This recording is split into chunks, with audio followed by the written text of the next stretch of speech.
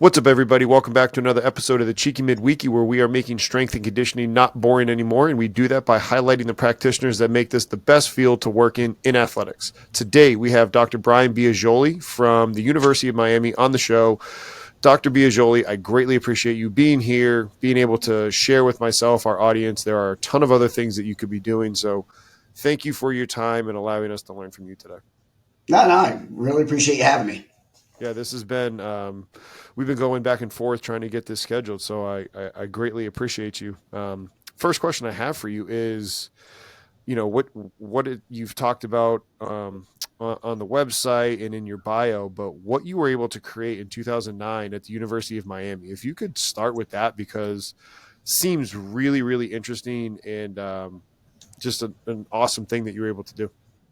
So it actually started when I left Florida International University. I started the strength and conditioning program kind of from the exercise phys. What I originally was looking at when I went in there and took over is there were a lot of professionals being developed in these kind of clinical roles that didn't really exist. And many people were really taking these things because they were interested in exercise, fitness, and, related strength and conditioning. But many of the curricular components and the intellectual paths really were more of an ACSM type.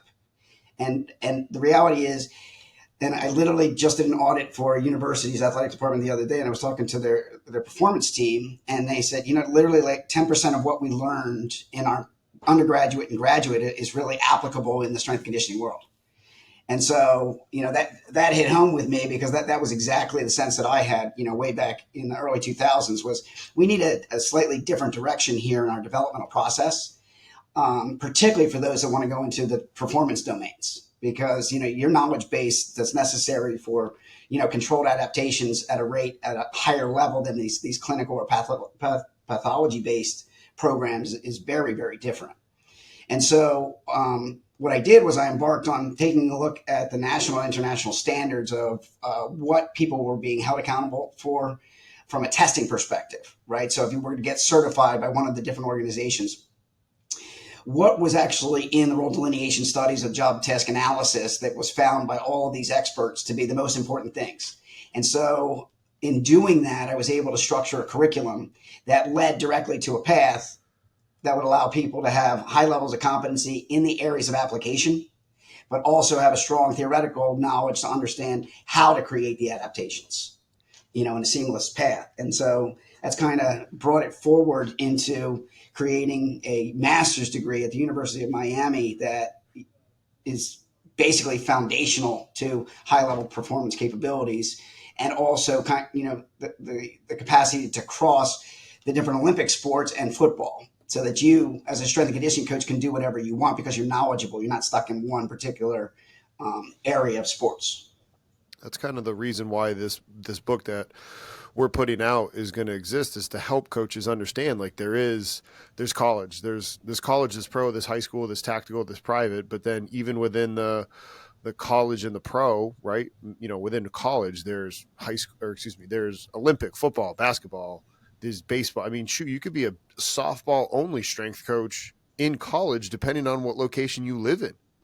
Oh yeah, and there's different levels of expectation too. I mean, if you look at like high school football in Texas, I've had friends. Mm. I graduated from Springfield College in the early '90s, and I had friends that went and became strength and conditioning coaches just for high schools. And back then, we're making 70,000 plus benefits in the early '90s just in Wow. high school, Yeah. just to put it in perspective. So, yeah, there's definitely opportunity for people to kind of isolate their areas, but the reality is, if you have a very strong foundation and understanding of human physiology and related aspects in human development, it doesn't matter which sport you apply to because you just use the observational data and the findings from prior investigations to make your determinations. So that's what I'm striving for. The next strength and conditioning coach to really be, kind of like the modern day scientist, if you will, even though you may not be publishing things. Okay, yeah, that makes a ton of sense, and especially when you think about like the scientific process. I just I'm gonna butcher his name, but I was just listening to a presentation from a researcher that was talking about Tim Gabbett's acute to chronic workload ratio. And so like he was talking about the scientific method. And as I was watching him go through it all, I remember, or I was looking at it and I was like, that's, what good strength and conditioning coaches, Franco Impellerezi, that's his name. How good strength and conditioning coaches, like they write programs and they're doing constant little mini research projects, maybe just without an IRB. Like that's what good strength coaches would do. Would you agree? Yeah, I mean that's how I kind of founded my own career path in the same thought process. Is if I'm doing something and I'm seeing success with it, I'm tracking these metrics, and I'm reaching my KPIs routinely. That's a research project, and when you have the same outcome over and over again, it becomes fact based. So it's not just evidence based; it becomes consistently fact based, and so then you can build that in. And so the reality is, in my strong opinion, many of the strength and conditioning professionals are really the ones who are doing the groundbreaking research. And then what happens is about a decade later, a clinical investigator will come in and analyze what you've been doing for 10 years. And they're like, oh, yeah, it works. I'm like, I could have told you that 10 years ago. Thanks for publishing that.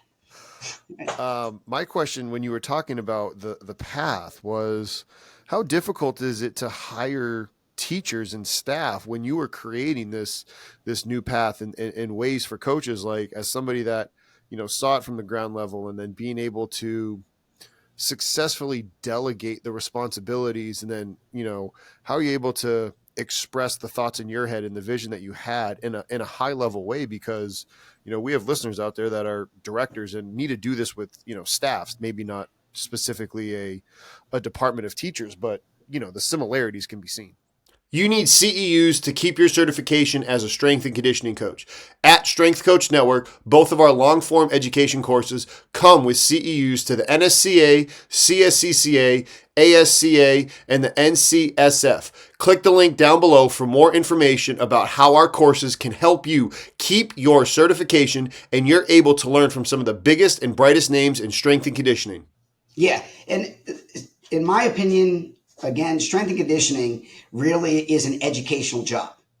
So, you're going to have, technical skills, you're going to have, programmatic capacities and things like that. But really, when you take an athlete through, you're teaching them how to do everything. And, you can embody that teaching methodology instead of just dictating, helping people to understand the whys, and also helping them to see the different outcomes. So, for instance, the loading might have been reduced rather significantly through a particular training session over, let's say, an 8-week period. And we say, okay, well, the training loads have gone down, but we're also seeing improvements in mobility, stabilization, all these different characteristics. And then we track that over the year with some of these adjustments, and we see injury rates went from 22% down to 10%. That's strength and conditioning. Yep. Right? Because if I got my best athletes and they're on the bench because they have an injury, then I'm not able to activate my true potential as a team. And everything, I hate to say it, even though I don't, is it's all about winning, right? And so you have two real areas that you can focus on to win. You have recruiting is going to be very, very important. And then you have what you can do with those players to keep them on the field at maximum success.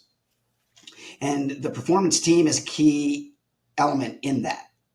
And, sometimes I will also say that the performance team sometimes keeps that element away from the coaches, because a lot of times coaches have a tendency to, over volume people. And so the performance team can kind of help manage the recoveries and the different elements that are most necessary for that team to stay in business. Yeah, amen to that. And like, it is all about winning, because we had one of the healthiest teams ever in 2021 with Towson. I mean, the head coach even said, he's like, guys, we are so healthy, but we weren't winning games. Like, we weren't tactically very good. And it's troubling as a strength coach, because you're like, man, what the heck? Like, how are we able to push the needle and do what we're supposed to do?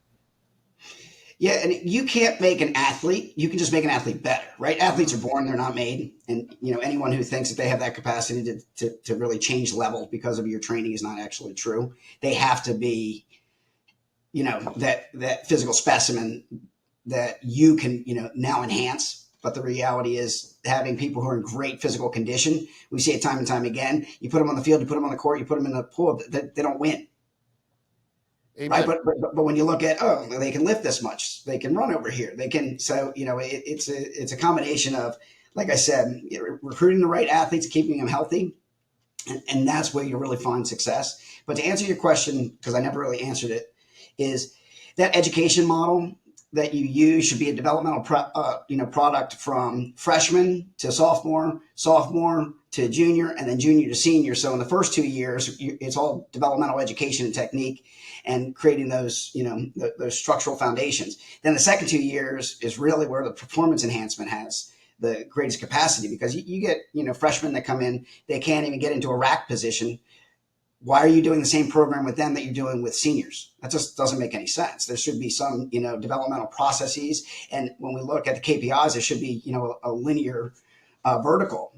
And so if I'm not seeing that, then that's a problem. And if I'm not seeing that, I'm also seeing injury rates not change. That's a problem. So you really have to go back and look at your program, because just going into a weight room or going into a conditioning session is not enough. And Amen. and the Amen. younger, and that gives you also the opportunities for some of the younger strength conditioning professionals, because if you show them the way and help them to understand that these developmental characteristics are key, because they're only going to know what they know from whoever they were experienced. So back full circle to when we started the conversation, you have someone who went to a clinical exercise physiology program, then they get a master's in clinical exercise physiology, then they get a doctoral degree. Now they're teaching this, and they don't know anything related to what we're talking about right now. I'm not saying that they're stupid. I'm not saying they can't learn. I'm just saying you have not been educated in this realm and you have no experience in this realm, yet they're the ones who are the faculty at most of the universities. Mm-hmm. I mean, I sit on the commission for accreditation for the exercise sciences, and I look at the faculty and I look at the strength and conditioning aspects of this, and I see that there's very limited qualified staff, So one of the even though they questions, have PhDs, right? and that's actually something that I was going to ask you that I wrote down. Like for you, correct me if I'm wrong. The last time you worked in a weight room, last time was like 2006 at the high school FIU, 1998, correct? So I was at FIU, and then I was started my doctoral degree. And while I was getting my doctoral degree, I Yep. worked at a private institution, Yep. which actually was the best research lab you could ever have, because I had a bunch of white canvases. Yeah. One of the hardest things, and to your listeners, they know it, but I'm going to say it anyway. One of the hardest things is getting somebody else's work that was terrible and trying to restructure strong wrong, right? Because their legs jump out on the cleans because they can't do hip cycling, they can't get in the rack position, but they're moving 250 pounds coming out of high school. Yeah.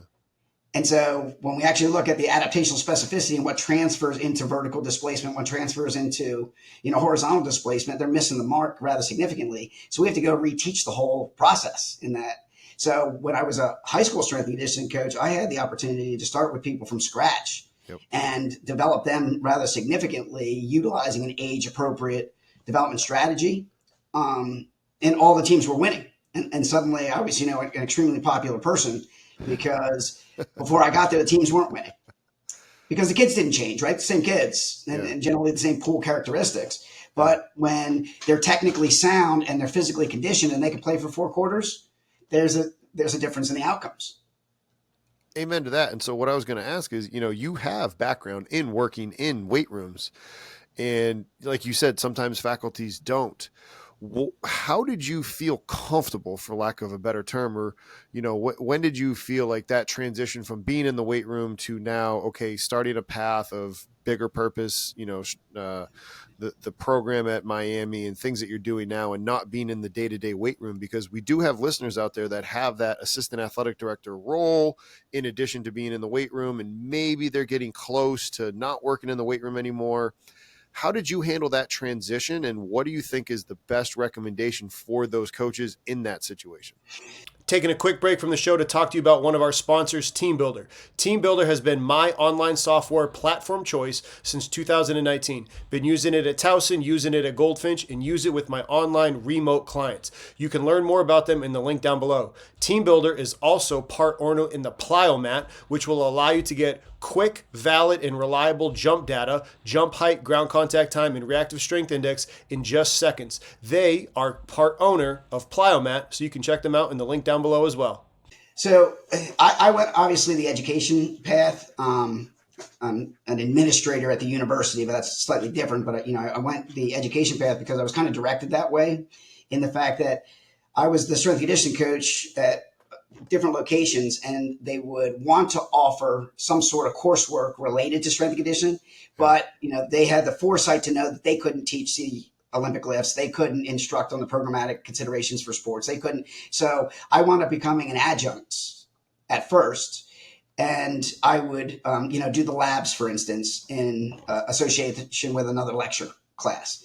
And then all of a sudden, they asked me, okay, well, can you put a programming class together? So then I started doing that. And piece by piece, I wound up creating a flow to strength and conditioning from, essentially a undergraduate foundation in exercise science or exercise physiology into the masters of, programmatic competency and, technique deliverables that, were an education developed product, rather than just I'm going to show you once and you do this and we hope that it comes out all right. No, I mean, that's a really good point, because it just sounds like you saying, piece by piece, like it didn't just happen overnight. And I think for our listeners to hear that, it's, do what you're, whether it is the administrative side or it is the teaching side, start doing the thing and start seeing how your life looks as you're doing it. Correct? Yeah, for sure. And you got to be happy where you are. I was very happy as a strength and conditioning coach. It's just what I found was the more success that I would have, the more work that they would give me, but my pay wasn't changing. Yeah. And then I started really enjoying the educational process of developing younger strength and conditioning coaches. And I said, you know what? I don't want to leave strength and conditioning, but this is an easy way that I can kind of give back to it. And I'm still, the University of Miami has afforded me the great resources of, I have the weight room, I have the track, I have the indoor practice facility. So all my students learn hands-on directly. Oh, that's awesome. And so then they're interning with the athletes. So they're learning coaching. So a lot of times, I'll have students go to other programs and they're like, look, they're not instructing properly. Their programming is not very good, these things. And I say to them, I say, yeah, but the internship experience is about the whole experience, because I happen to know a couple of those coaches and I get what you're saying with regards to those weaknesses, but operationally, look how they run a weight room. Look how they motivate those kids. So you have to learn all the different aspects. Being a strength and conditioning coach is not, just an X and O type of situation. You're right about that development. And you mentioned Springfield before. What also makes Springfield so special? Because what you just talked about down in Miami, that's fantastic. A lot of people do know about Springfield, and talk about, again, Springfield and how you've kind of, been able to utilize that at Miami, or the success for, you and other alum at the university. Well, they kind of figured it out early on. In the fact that they realized you don't have a whole bunch of liberal arts majors that just educate and then, go find what you like. It was really more of direction and a career path development. So when I got out of there, then I did a practicum at the Naval Academy, and then I stayed on for a bit before landing a head job. And, I was also able to learn in that experience and then grow and be developed because I had a good mentor. Right. So Springfield College gave you the foundations in the education. At Springfield College, we were going to school like 6 hours a day. We had, physical elements that you had to do 1 hour every day, 5 days a week. So they made you learn. And if you weren't able to learn in the way that they wanted, you weren't going to move forward. And so they, the other thing is they gave great internship opportunities and great practical opportunities. And so I took from those things, but I actually turned it up a notch, which is why I would arguably say that it's the University of Miami is the best program in the country, particularly the master's level, because you actually live it all the way through. But it's also a little bit different than what you would see from an undergraduate, where it's a little bit memorization and it's early phase of learning. This is all analysis and challenge what is currently thought. So when we look at it from an analytical perspective and we're actually challenging, what's been done in the past, we can say, hey, there's a reason they did that in the past because it's really great. And there's things that we've done in the past that are not great. They're still being done. So, that's how things evolve. And so when you have, different students in these different environments, they are asking different questions. It also makes my brain evolve to see what type of answers I need to come up with. No, that's a really good question. And like you said, just that real world experience instead of just like, oh, I'm going to soak a bunch of knowledge in my head. Like, no, learn to think, learn to apply, and then have people that you can continue to ask those questions with. Yeah, that's the biggest problem I have in today's society of learning is everything sound bites and everybody's a guru. And so I always say the same thing over and over again to my students year after year. I said, if there's a fact, you can't have an opinion, right? So if we are theorizing, then you might be able to have an opinion and we want to go, maybe check out that path and see if what you're thinking is right. But if we already know 1 + 2 = 3 and it does that every single time, then we're going to use 1 + 2 = 3. Today, everybody's trying to sell something, on the Instagram and the related. And so you get a lot of these things that don't make any sense. No. So my students will ask me these questions, but it then gives me the opportunity to explain why it doesn't make any sense and helps them stay, within that kind of regionalized path so that they're not getting too crazy. Because if you put your guardrails up and you stay and you get continued KPIs and a reduction in injury risk, not a reduction in injury risk, a reduction in injuries, then you're really doing what you're supposed to be doing. So there's nothing wrong with experimentation, but it has to be thoughtful experimentation. And I just don't like there's a lot of somebody says something and other people are copying it because that person said that. With respect to that, and kind of in the research world, how much is there fine balance between more research and good research? Because sometimes I feel like if professors are either incentivized or told that they need to put out X number of research projects, that sometimes it can get watered down. Have you experienced that? Like, what are your thoughts on that? It's really funny that you say that because I'm kind of a jerk about the whole situation. I actually have a class that we do in the summer where we go into the different things that they want to investigate and we break the research down and show why all of its errors. Or we identify this is really good research. We looked at one that was a squat and they were challenging the actual activation patterns of the squat. But when you looked at the way that it was done, there was no emphasis on the biomechanics. And so what people were doing was a vertical tibial angle and, a posterior position of the hip with the bar lower when you looked at the images. So the reason that there was activation patterns because they weren't really squatting. They were doing, weight movements is what I would call it, coming out of a squat position. So obviously the hamstrings are going to be much more activated than you'll see from the glutes. Yeah. Because they're not squatting correctly. Taking a quick break from the show to talk to you about one of our sponsors, Hawken Dynamics. I've had Hawken Dynamics for multiple years, dating back to my time at Towson, and still utilize them here at Goldfinch when I'm training athletes in Iowa. Hawken Dynamics makes it simple to be able to get input to find out what's going on underneath the hood with your athletes. Whether it's lower body assessment, upper body assessments, you want reliable data to find out how the athlete is putting force into the ground so you can be able to accurately return an athlete from an injury, and you can also find out how the athlete is producing force to check how your training is working. Check out Hawken Dynamics in the link down below. But if you're an exercise physiologist that doesn't know correct biomechanics and you're allowing these movements to occur, and then presenting that data, that's false data. Ooh, and false data is worse than no data. Yeah, and I would argue in many cases, I've seen strength and conditioning elements that they've been doing that for 20 years, but there hasn't been anything published on it, so it's not fact based. But like I said, if you've been doing it for 20 years and same outcome every single time, it is fact based. Just because someone didn't get an IRB and write an article about it doesn't mean that observational data isn't effectual.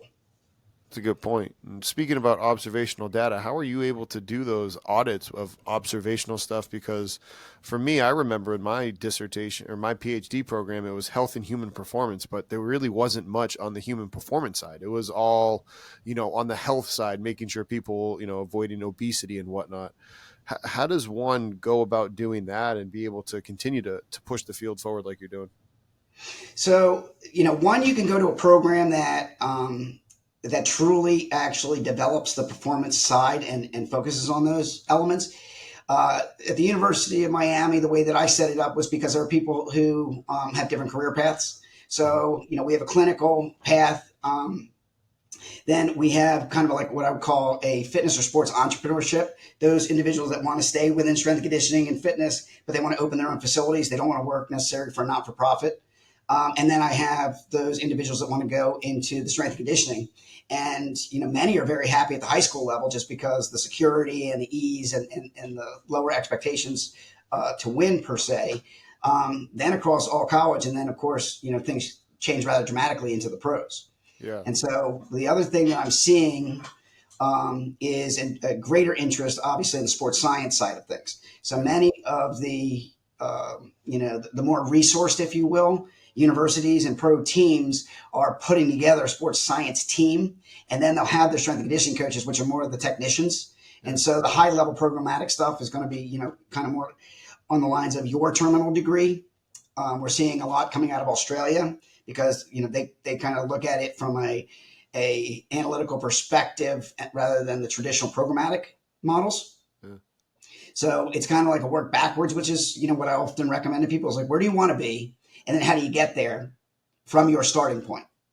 But if you don't really know what your starting points are, and you just don't want to know where you're going to be, you're driving around, but you don't have a map. So you're just guessing. And that's part of the big problem. So coming up from an undergraduate degree to a master's degree, there has to be actual career development so that you're career ready. Then when you get into that career, there should be continued professional development that allows you to expand your reach and secondarily your opportunities. And then, you would be at the transition stage to either go into a higher level sports science element, because you don't need a PhD. The reality is, I know a lot of people with PhDs that aren't very bright and they don't really know that much about their field. So, but I'll tell you, before I got my doctoral degree, I was like, well, they got a PhD. I have to listen to what they say. And then I was in class with other people and I was like, I don't even want them in my group.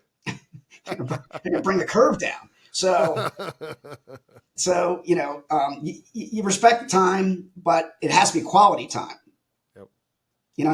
And that's another thing. Is you go into these kind of controlled and what I would say controlled chaos because the sports coach says you have them 3 times this week for an hour, and then suddenly you have them 2 times a week for 45 minutes because something changed. I want some new adjustments, and the strength coaches know what I'm talking about here. And so you have to have logistical adjustable controls, right? But quality over quantity, because sometimes within that framework, you can make it work. And other times they just make it very difficult for you to make it work.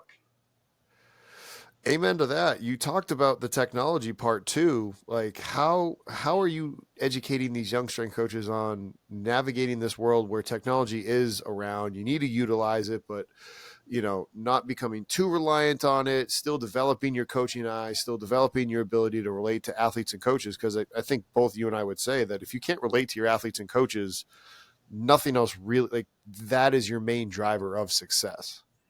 Yeah, I mean, coaches make everything very difficult. So sometimes, you get a good partnership, and other times, you're trying to deal with their overreaching. I had one who was a basketball coach that if they had a bad practice, he would run them until there was sweat down to their belly buttons and send them over to me. And, he's like, kill them. They're terrible. And I'm like, when you leave, we're actually going to do a full recovery to what you just did to them. So, and knowing that, and not being intimidated by the sports coach. And I actually chaired the recommendations for the NCAA as it relates to what strength and conditioning coaches should have, and as far as best practices and foundational education, the practicum and internship hours and responsibilities, and what you should be learning in that, not just, wiping down weights or being somebody's, go to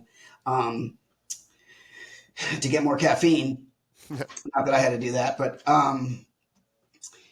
to the next level of, these are things that we're going to follow. I understand an emergency plan. I enact an emergency plan. I know if, someone runs into a situation of heat stroke, which has been an element of, hindering strength and conditioning in a very large way.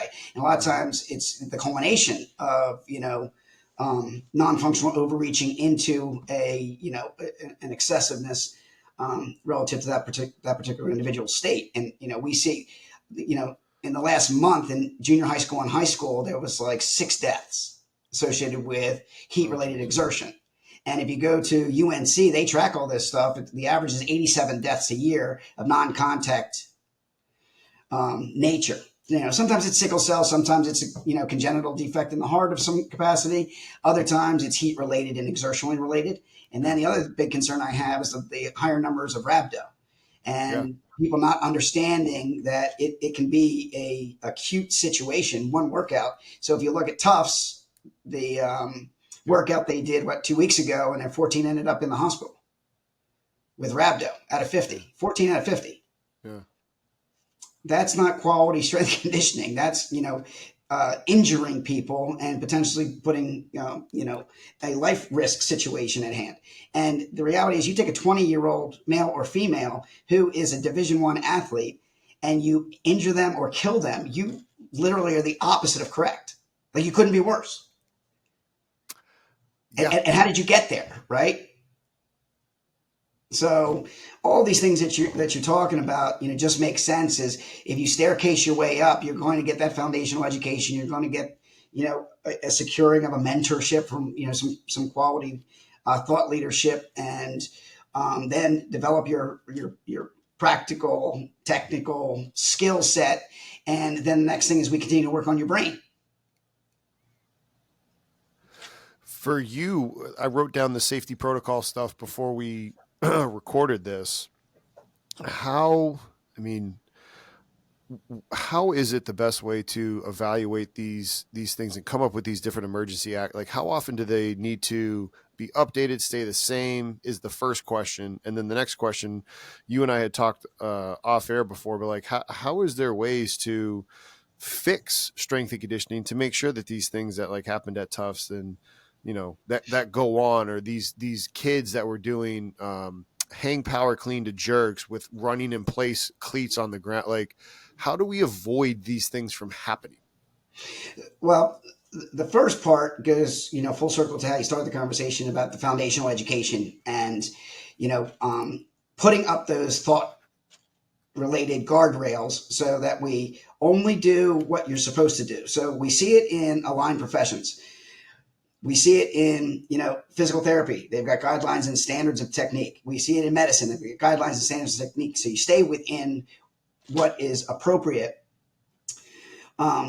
which should be very simple because you don't have enough time as it is in many cases. And you're trying to get into some of this crazy goofiness, which doesn't have any factual foundations as of yet. Right. So I encourage experimentation, within a reasonable thought process. But when things start to get out of whack because you're trying too hard to do too much, it just doesn't make a ton of sense. The reality is, in 2012, I participated on Doug Costa's team as it related to the prevention of catastrophic death. And the papers that came out as it relates to those and those guidelines are very solid and sound, and they're very easy to follow. The problem is you have to know them and you have to follow them. Then the secondary component came out in 2017 with the transitions, where we have to understand that within a 3-week period, this is where all the problems are happening. That's why we just had the associated rhabdos and the deaths, because it was the start of the seasons.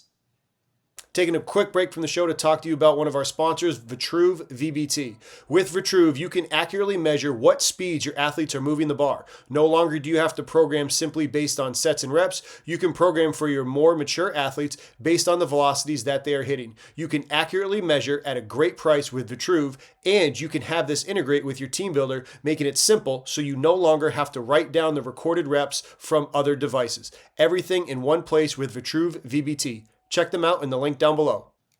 Right? The 12-year-old girl who they made run up and down the stairs because she was a little heavy set and she died in the second practice. That tells you are absolutely incompetent. So part of the thing too is the sports coaches have to understand they're not strength conditioning professionals. Nope. And a lot of times, they're like, I've been doing this for years. I hear that all the time. If you're a jackass for years, you're just a better jackass. So, it has to be in a developmental process. And like I said, you can't do everything at once, right? You absorb some and then you move on. And then you absorb some more and you move on. So you can actually staircase yourself up to being a highly effective strength and conditioning professional, which then actually lends itself to even moving to the next level, which sometimes people go into scouting, at the pro level. Some will go into the sports science. Some will go into administration. And some do what I did and go into education. Yeah, I mean, you think like when coaches do things to, for limelight or whatever, instead of doing what's actually right, like that's what skews these things. And now the younger strength and conditioning coaches, I mean, it's a tale as old as time. Like younger coaches are going to replicate what older coaches do and some of the more paid coaches because they think that's what they're supposed to do. Yeah, and I think the term strength coach is a problem because that's just one component when we look at everything that a strength and conditioning coach is supposed to do. And so, I go into these different gyms and I see, okay, the bench press is this, the squats are these. And I'm like, well, why do they need to bench press that much and squat that much? That does not have any indication on improvements in performance. So once you reach a certain level, you don't have to keep increasing the actual strength because we need you to actually perform. And so movement should be the characteristics that we're focusing on, not individual lifts, but individual lifts do give us predictions of our KPIs. So they're still relevant. It's just when we get too extreme. So, you got some cases I went in and I was doing an audit and I saw these numbers for basketball and they had like 400-pound squats and stuff. I'm like, no, they don't. And they're like, and so that strength coach left and another strength coach that I knew came in. I was like, they asked me, he goes, what do I do with all this data? I go, well, you need to retest them because that's somebody else's data. And so when he retests them, he's like, this isn't even close. Some of them are almost, true form. They're almost at half the weight. And then I see these other situations where, you've got an NFL quarterback potential, but we know he's going to get drafted in the first or second round. And you're trying to, put 500, 600 pounds on their back. I'm like, what are you doing? It doesn't make any sense. No. But then, you go on the, the YouTube and the Gram and the related, and they're touting this as, I'm really good at what I do. Well, I would argue the opposite. That's interesting. Like when I got to Towson, that was literally before we had our first team lift on Sunday. I took down the entire record board. It's like that's not our record board is what our record is win losses. It's not what you do in the weight room. Like, sure, obviously strength and conditioning can help you stay robust, but that's what we're going to get remembered for, not how much you lifted in the off season, because that's not why you're coming to school right now. Yeah. And my recommendation to strength and conditioning coaches is you need to take back what is yours and stop worrying about what the tradition has been. So for instance, if you have real quality programs and you're using a developmental structure and you see those injury rates have gone down, you have to track that and show that to the coaches because that stuff, oftentimes gets hidden into the athletic training department. No one ever even talks about it. Right.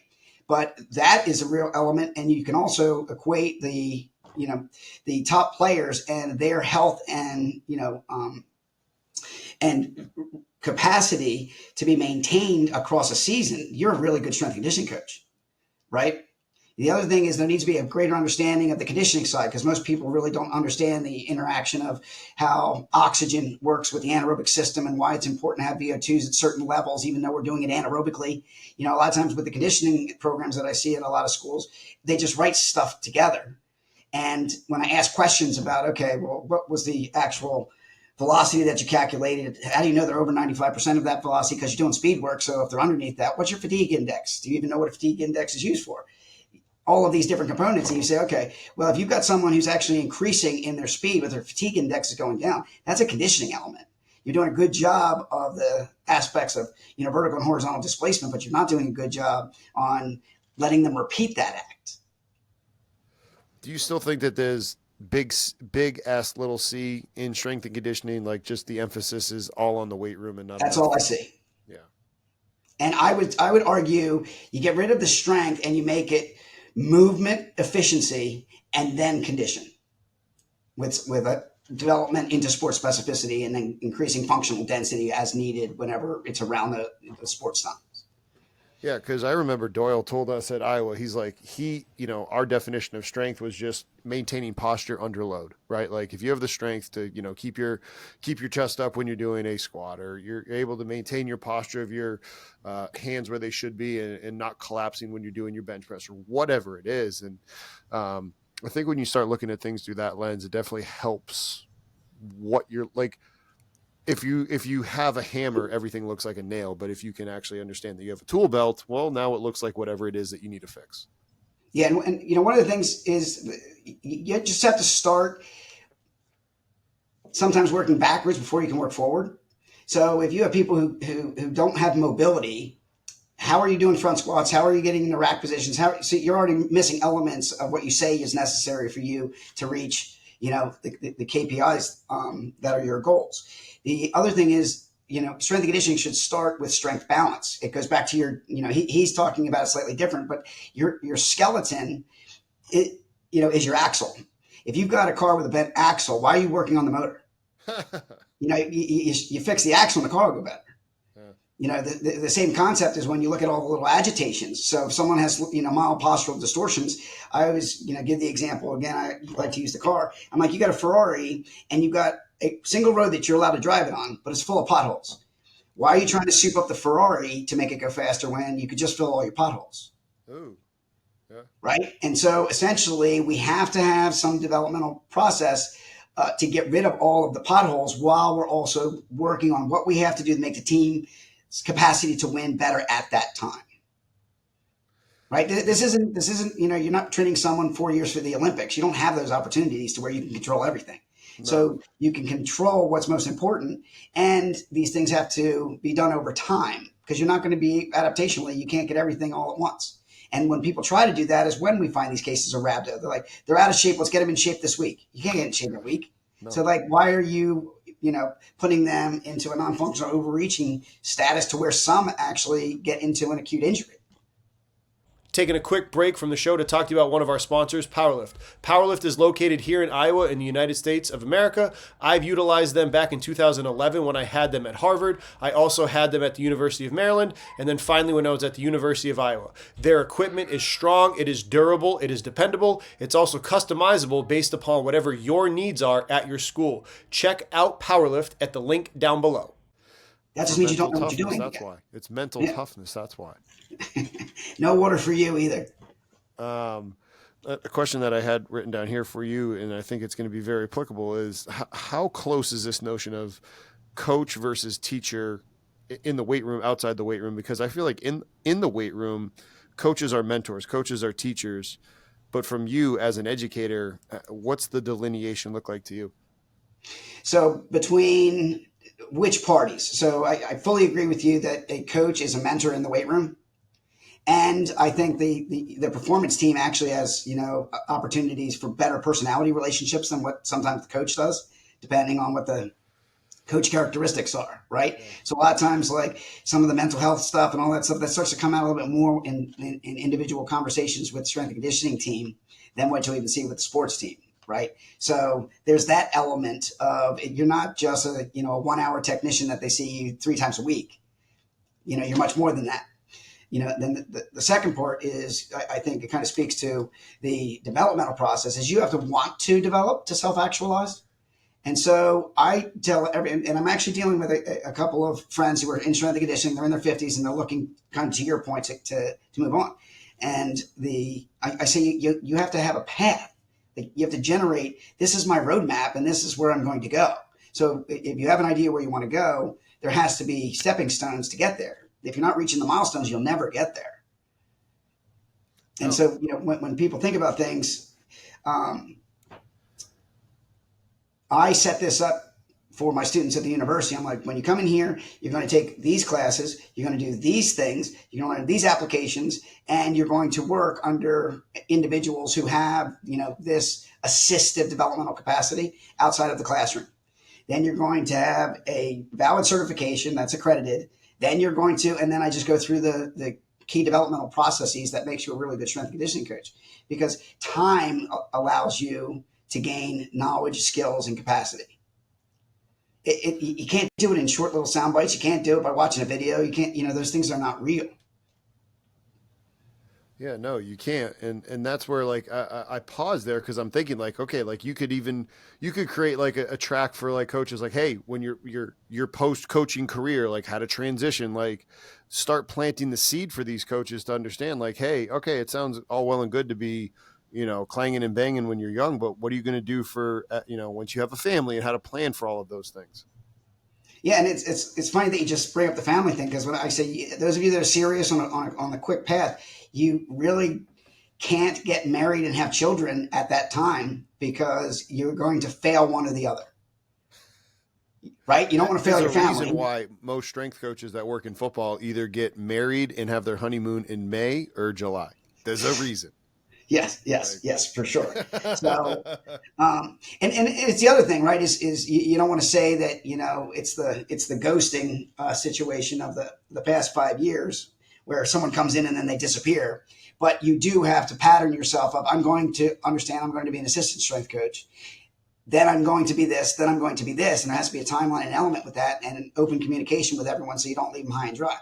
I People ask me, so when should I put out my applications? I'm like, well, it's a continuous cycle. One, getting within the network, two, getting people to know and trust you, and then three, realizing when there's opportunities to be employed. So strength coaches, oftentimes, they start searching for them after the football season. They start searching for them after the fall season. And then in August, where the person didn't tell anybody they were leaving, and then they have 2 weeks to try and find a strength and conditioning coach, right? It's a last minute situation. So, there's really three tier elements of positioning yourself.